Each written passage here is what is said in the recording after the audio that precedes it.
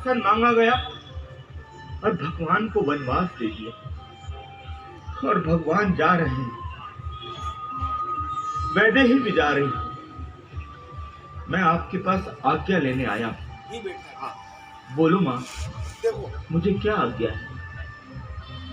बोल, तो तू मेरे पास क्यों आया? माँ, आपकी आज्ञा लेने।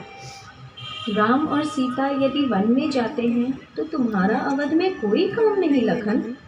14 वर्ष के श्री गणेश में ही तू इतनी बड़ी भूल कर रहा है, तो सेवा कैसे करेगा बेटे? माँ, क्या भूल हो गई मुझसे? लखन, अभी तक तुम मुझे ही माँ समझते हो और आज्ञा लेने आ गए। इससे बड़ी भूल और क्या होगी मेरे लाल? नहीं लखन, नहीं। जब श्री राम ने कहा होगा माँ से विदा ले आओ, तो तुम्हें यहाँ नहीं आना था लखन।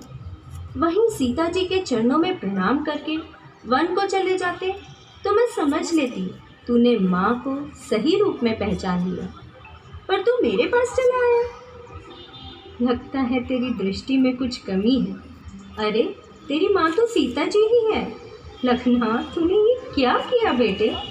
वैदेही के बेटे ने देह को ही माँ बना लिया। माँ, अब मैं समझ गया कि प्रभु ने मुझे इस पाठशाला में सच्ची शिक्षा लेने के लिए ही भेजा है।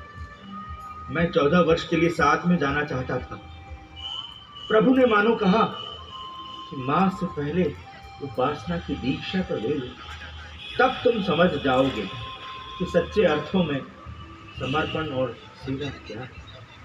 और लखन, तेरी अवध तो वही है जहाँ सीता राम है।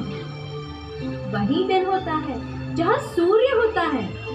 बेटे, संसार में पुत्रवती स्त्री वही है जिसका बेटा रघुवर का भक्त हो। जाओ बेटे, जाओ। तुम्हारे लिए ही राघव वन में जा रहे हैं। तुम्हारा उदय हो गया है, तुम्हारा सद्भाग्य है, क्योंकि तुम शेष के अवतार हो। तुम्हारे सिर पर धरती है और धरती पर पापियों का भार बढ़ गया है। राम वन में जाकर पापियों को मारेंगे, धरती का भार कम हो जाएगा। बेटे, तुम्हारे सिर पर भार कम हो जाएगा। लखन, तुम्हारे लिए ही श्री राम वन को जा रहे हैं और कोई कारण नहीं है। और बेटे, ये भ्रम कभी मत पालना कि तुमने राम के लिए त्याग किया है। सत्य तो ये है कि राम तुम्हारे लिए त्याग कर रहे हैं। तो बेटा, क्या इतना भी पालन नहीं करेगा? माँ, ऐसा मेरा मत नहीं, किंतु माँ, मैं प्रयास करूंगा। माँ, मेरा स्वभाव कहीं उग्र न बन जाए, कहीं क्रोध न आ जाए मुझे।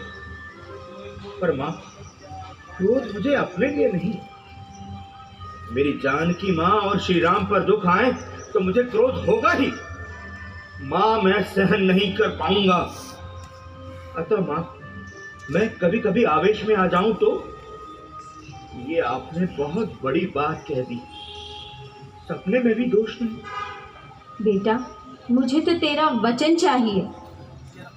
माँ, जागृत अवस्था में तो दोष मुझ पर नहीं आएंगे, क्योंकि सीताराम जी मेरे सामने रहेंगे। पर सो जाऊं तो तेरा वचन नहीं निभा सकूंगा। माँ, मुझे तेरी ममता की सौगंध, तेरा बेटा आज ये प्रतिज्ञा करता है कि 14 वर्ष पूर्ण होने तक कभी निद्रा को नहीं आने दूंगा, क्योंकि नींद आए तो स्वप्न भी आएंगे। आज से ये नेत्र खुले हैं माँ, खुले हैं माँ, खुले हैं माँ। अब 14 वर्ष बाद ही बंद होंगे, और वो भी 14 वर्ष बाद, जब अयोध्या आने पर राम जी का राज्याभिषेक हो जाए, बाजे बजने लगे, राम राज्य स्थापित हो जाए, और फिर जब मैं आपके चरणों को स्पर्श करने आऊं, तब आप आशीर्वाद देकर मुझे कहें कि बेटे अब सो जा। तो सोऊंगा मां। जब आप स्वयं सुलाएंगी तब सोएगा आपका ये लाल। मैं 14 वर्ष तक जागूंगा मां, वचनबद्ध हूं। जागरण की प्रतिज्ञा है मेरी, क्या है मेरी, क्या है मेरी। धन्य हो बेटे, तुम धन्य हो।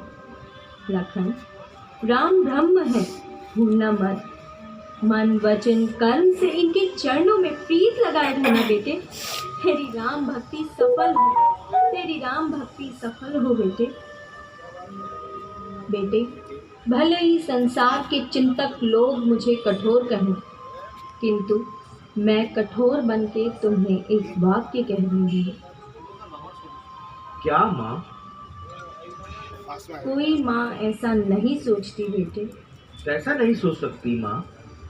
बेटे, सीता राम जी की सेवा करते करते कोई ऐसा प्रसंग आ जाए और तुम्हें अपने प्राणों का बलिदान देना पड़े, तो प्राणों का बलिदान दे देना, पर अवध के राम को कुछ मत होने देना। ये अयोध्या के रत्न हैं। 14 वर्ष के बाद इन्हें सकुशल अवध में उपस्थित करना तेरा कर्तव्य है लखन। माँ, मत रोइए। लखन, जाओ बेटे, अब हमारा क्या होगा भगवान जाने। माँ, आप रोइए नहीं। माँ, धैर्य रखिए। आपके नेत्र में अश्रु ठीक नहीं है माँ। अब तो नहीं बेटा, तुम नहीं समझ सकते। तू पुरुष है ना, इस हृदय को नहीं समझ सकेगा। जा मेरे लाल जा, ईश्वर तेरी रक्षा करेंगे।